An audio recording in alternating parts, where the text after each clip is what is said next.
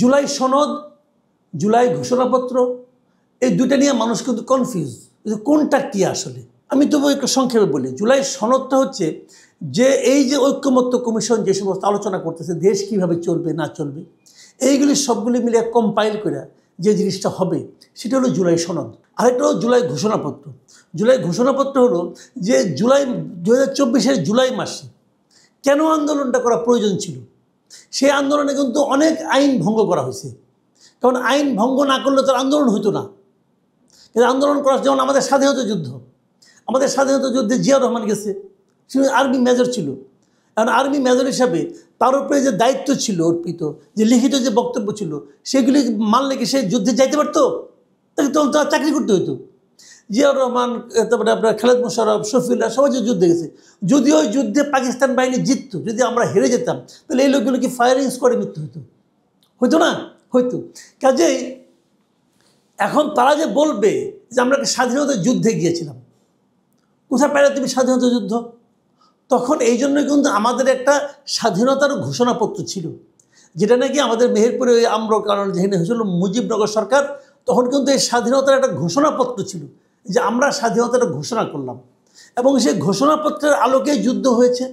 এই ঘোষণাপত্রকে আমরা যে করেছি, আমাদের যে সংবিধান আছে, সেই সংবিধানে এটাকে পরিশিষ্ট তফসিল হিসাবে পেছনে যুক্ত করে দেওয়া আছে, কিন্তু এটা সংবিধানের অংশ নয়। এই জিনিসটা মাথায় রাখতে হবে। তো এরকম একটা ঘোষণাপত্র এখন দরকার। তারা বলতেছে জুলাই মাসে আমরা যা করছি গত বছর জুলাই আগস্টে, সেখানে যে আমাদের কাজগুলি যে বৈধ ছিল, এটা যে সময়ের জন্য প্রয়োজন ছিল, দেশের মুক্তির জন্য অপরিহার্য ছিল, এই জিনিসটা আমরা এখানে বলতে চাই। এবং এটাকে রাষ্ট্র এবং সরকার স্বীকার করে নেবে যে হ্যাঁ, ওরা যারা করেছে সেটা ঠিক আছে। যদি এটা হয় কেবল তাহলেই কিন্তু ওরা একটা আইনগতভাবে বৈধতা পাবে এই কাজগুলির জন্য। নাহলে পরবর্তীতে কোনো দিন হয়তো তাকে বলবে তুমি পুলিশে মারছ, অথবা তুমি হত্যা মামলা আসামি, তুমি ওইটা ভাঙছ, অথবা তুমি ভাঙচুরে আসামি, এগুলি বলবে না? বলবে। এই জন্য জুলাই ঘোষণাপত্রটা দরকার।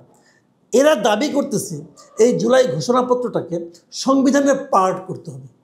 এখন যে বিতর্কটা হয়েছে, বড় বড় বিতর্ক, পলিটিক্যাল পার্টি, বিশেষ করে বিএনপি, তারা বলতেছে এটা সংবিধানের পার্ট করা যাবে না, এটা সংবিধানের তফসিল আকারে থাকবে, যেটা নাকি স্বাধীনতার ঘোষণাপত্র যেভাবে আছে ওরকমভাবে থাকবে, কিন্তু সেটা সংবিধানের পার্ট হবে না।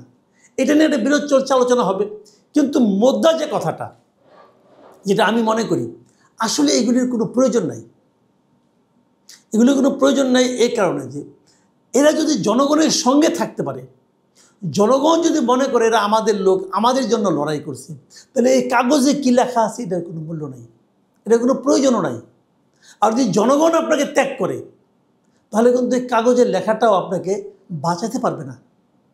ইতিহাস নাই। আমি আপনাকে এক্সাম্পল দিয়ে বলি সরাসরি। 75 সালে বঙ্গবন্ধুকে হত্যা করা হয়েছিল তো। এখন ওই সময় তার একটা কারণ দেখাচ্ছিল, এই কারণে হত্যাটা প্রয়োজন ছিল। যে কোনো হত্যায় আমি মনে করি নিন্দাযোগ্য। তারা একটা প্রমাণ দেখে, একটা কারণ দেখাচ্ছিল, এটা না হলে দেশ বাঁচত না, অমুক হতো না, তমুক হতো না, অনেক কিছু তারা বলছে। ওই সময়ে আওয়ামী লীগের কেউ কি তার কোনো প্রতিবাদ করছে? করে নাই। আওয়ামী লীগের সমস্ত নেতারা পালিয়েছিল, কোথাও এক একজন ইন্ডিয়া গেছে, বাইরে গেছে, অথবা এখানে লুকাই ছিল, চুপচাপ ছিল। ওই সময় কিন্তু ফারুক, রশিদ এরা ছিল হিরো, এবং ওনাদের এই ভূমিকার কারণে পরবর্তী সময় যারা সরকার আসছে, একটা সেই সরকারের কোনটা জিয়া সরকার আসছে না? প্রথমে মোশতাক সরকার, তারপর জিয়া সরকার। মোশতাক সরকারে এসেই কিন্তু উনি একটা ইনডেমনিটি বিল পাস করছিলেন যে এই ঘটনার কোনো বিচার হবে না। তাহলে ওনাদের এটা কিন্তু সংবিধানের অংশ হয়ে গেছিল, সংবিধানে অন্তর্ভুক্ত করছিল যে এই হত্যাকাণ্ডের কোনো বিচার হবে না, করছিল তো। ইনডেমনিটি পাইছিলেন, আপনার কি লাগে? তারপরেও তাদের ফাঁসি কি হয় নাই? ফাঁসি তো হয়েছে। ইনডেমনিটি আপনাকে কোনো কিছু রক্ষা কবচ নয়। রক্ষা কবচ কোনটা? ওনারা কিন্তু একটা পার্টিও করছিল, ফ্রিডম পার্টি নামে একটা পার্টি করছিল।